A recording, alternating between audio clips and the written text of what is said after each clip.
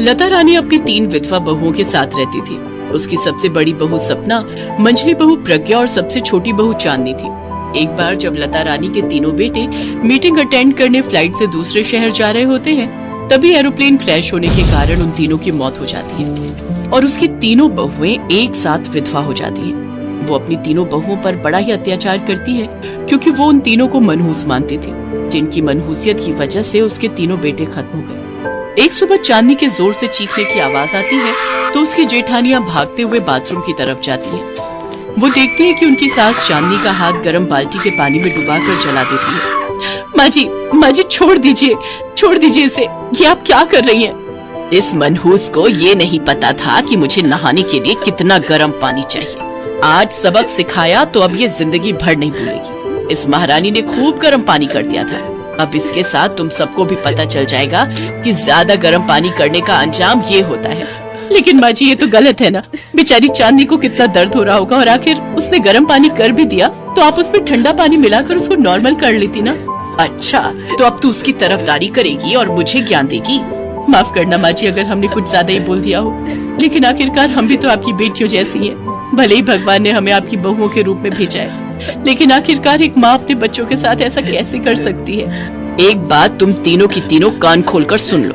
मेरे सिर्फ 3 बेटे थे और अब वो तीनों इस दुनिया में नहीं हैं। उन तीनों के अलावा मेरी कोई औलाद नहीं है, समझी तुम? आई बड़ी मेरी बेटी बनने। तुम तीनों मनहूसों की शादी जब से मेरे बेटों के साथ हुई थी, तब से उनकी जिंदगी में कुछ न कुछ बुरा हो ही रहा था। उनके बिजनेस में उनको घाटा होने लगा था, उनकी सेहत ठीक नहीं रहती है। लेकिन सबसे बुरा तो तब हुआ जब वो तीनों एक साथ भगवान को प्यारे हो गए। माँ जी आप ऐसा क्यों कह रही हैं? हमारा भी तो सुहाग गया है। हम तीनों भी तो अपने पतियों से बेहद प्यार करती थी, इसलिए हम तीनों ने फैसला लिया है कि ताउम्र हम शादी नहीं करेंगे और अपने स्वर्गीय पति की याद में ही अपनी सारी जिंदगी काट लेंगे। हम तीनों इसी घर में आपके साथ रहकर आपकी सेवा करना चाहती हैं। मैंने कभी भी तुम तीनों को यहाँ जबरदस्ती रोक कर नहीं रखा। अगर तुम तीनों यहाँ रहना चाहती हो तो रहो, नहीं तो अपने अपने मायके जा सकती हो। और अगर मेरे घर में रहना है तो मेरे मुताबिक ही चलना होगा और मेरा अत्याचार भी सहना होगा। बेचारी तीनों बहुएं सारा दिन घर का कामकाज करती, साथ ही अपनी सास का अत्याचार भी सहती रहती। एक दिन सपना के पिताजी की तबीयत बहुत खराब होती है तो वो अपनी सास के पास जाकर कहती है, माँ जी मेरे पिताजी की तबीयत बहुत खराब है, मुझे उनके पास जाना होगा। अगर तेरा बूढ़ा बाप बीमार है तो मैं क्या करूँ? अगर तेरे कदम इस घर से बाहर निकले तो इस घर के दरवाजे तेरे लिए हमेशा हमेशा के लिए बंद हो जाएंगे। अगर तुझे अपने माँ बाप से रिश्ता रखना है तो रख ले, फिर तेरा इस घर से कोई रिश्ता नहीं रहेगा।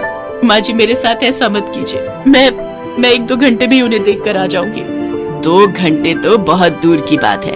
अगर तू 5 मिनट के लिए भी यहाँ से गायब हुई तो तेरे लिए इस घर के दरवाजे बंद, समझी? सपना रोते हुए अपने कमरे में जाती है और फूट फूट कर अपनी किस्मत को कोसते हुए रोने लगती है। तभी प्रज्ञा उसके पास आती है और उससे पूछती है, क्या हुआ दीदी, आप रो क्यों रही हैं? प्रज्ञा देखना, मेरे पिताजी की तबीयत बहुत खराब है, लेकिन बात यह है कि मुझे उनसे मिलने जाने देने के लिए मना कर रही है। अच्छा तो ये बात है दीदी, आप चिंता मत करो, मैं कुछ सोचती हूँ। रात को प्रज्ञा जल्दी खाना बनाकर अपनी सास को दे देती है, साथ ही उसमें एक नींद की गोली मिला देती है, जिसे लता को खाना खाते ही नींद आ जाती है और वो अपने कमरे में जाकर सो जाती है। सपना मौका देखकर प्रज्ञा के साथ अपने मायके चली जाती है। उसका मायका उसके ससुराल से 15 मिनट की दूरी पर ही था।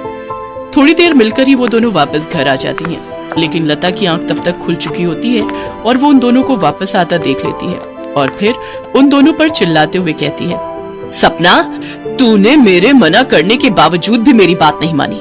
वो तो शुक्र है कि मैंने तेरे बाप की तबीयत जानने के लिए तेरी माँ को फोन किया और मुझे पता चला कि तू वहाँ पहुँची हुई है। मैं जानती हूँ माँ जी कि मैंने आपकी आज्ञा का पालन नहीं किया और आपके मना करने के बाद भी अपने पिताजी को देखने गई, लेकिन मैं क्या करती माँ जी, एक बेटी का दिल अपने बीमार पिता को देखने के लिए तरस रहा था और मैं खुद को नहीं रोक पाई। अब मुझे तुम्हारे कोई बहाने नहीं सुनने, अभी के अभी तुम मेरे घर से निकल जाओ। तभी वहाँ चांदनी भी आ जाती है और सपना की तरफदारी करते हुए चांदनी और प्रज्ञा लता रानी से कहती है, माँ जी अगर दीदी इस घर से जाएगी तो मैं भी इस घर में नहीं रहूंगी। माँ जी हमने आपको बहुत प्यार और सम्मान देने की कोशिश की, लेकिन लगता है कि हमारी कोशिश कभी कामयाब नहीं होगी। दीदी बिल्कुल सही कह रही है, आप हमें अपने परिवार का हिस्सा नहीं समझती और न ही हमें अपनी बहू मानती है। इसके बावजूद हम तीनों आपको खुश करने की हर कोशिश करती रही, लेकिन उसके बदले में हमें क्या मिलता है आपसे? अगर तुम तीनों को इतनी ही तकलीफ है तो चली जाओ यहाँ से। तुम तीनों यहाँ रह भी अपनी मर्जी से ही रही थी, और अगर जाना भी चाहती हो तो अपनी मर्जी से जाओ। मैं तुम तीनों को नहीं रोकूंगी, और अगर मेरे घर में रहना है तो मेरा अत्याचार तो तुम्हें सहना ही पड़ेगा। तीनों बहुएं एक साथ वो घर छोड़कर अपने अपने मायके चली जाती हैं। ऐसे ही कुछ दिन बीत जाते हैं। अब लता रानी पूरे घर में अकेले ही रहती थी। अकेली रहते हुए उसे अपनी बहुओं की कीमत समझ आती है, और उसे इस बात का एहसास होता है कि उसकी बहुएं नहीं बल्कि बेटियां थी, जो दिन रात उसकी सेवा में लगी रहती थी और उसके हर एक अत्याचार को सहती थी। मुझसे बहुत बड़ी गलती हो गई जो मैंने अपनी देवी समान बहुओं को इस घर से निकाल दिया। अरे मेरे पास अब दिन ही कितने हैं, बुढ़ापे का शरीर है, आज हूँ कल नहीं। ऊपर वाले ने मेरा पूरा परिवार तो पहले ही खत्म कर दिया। अब जो कुछ भी थी वो मेरी बहुएं ही थी। कम से कम मेरा ख्याल रखती थी, समय पर खाना देती थी। मेरे हर अत्याचार को सहने के बावजूद भी मुझे अपनी माँ ही मानती थी। मैंने जो किया वो बहुत गलत किया। अब मुझे अपनी गलती का एहसास हो गया है। मैं अपनी तीनों बहुओं को आज ही घर वापस लेने जाऊंगी। इसके बाद लता रानी उन तीनों के मायके जाती है और उन तीनों को वापस अपने घर ले आती है। उस दिन के बाद से लता रानी का व्यवहार अपनी तीनों बहुओं के लिए बदल जाता है। फिर वो सभी हंसी खुशी मिलकर एक साथ रहती है और अपने जीवन में आगे बढ़ती है।